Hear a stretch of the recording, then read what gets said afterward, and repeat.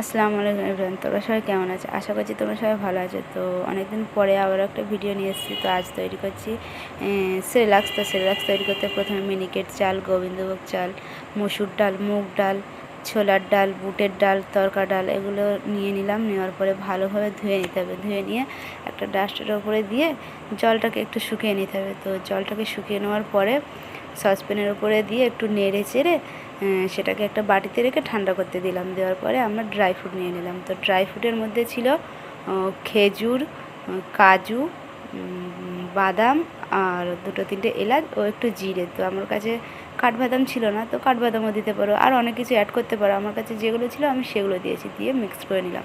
নেওয়ার পরে ওগুলো সাইডে রেখে আবারও ডালগুলো একসাথে সব ঢেলে মিক্স করে নিতে হবে। নেওয়ার পরে দুটো মিক্স করে নিতে হবে। নেওয়ার পরে একটা পাত্রে ঢেলে দিলাম। দেখো তৈরি আজকের সেরেলাক্স। তো বাইরে থেকে কিনে খাওয়ার থেকে ঘরে তৈরি করা হয় সেরেলাক্স কিন্তু খেতে দেওয়া উপকার। তো তোমরা ঝটাপট বাড়িতে তৈরি করবে। তো আজকে এই পর্যন্ত।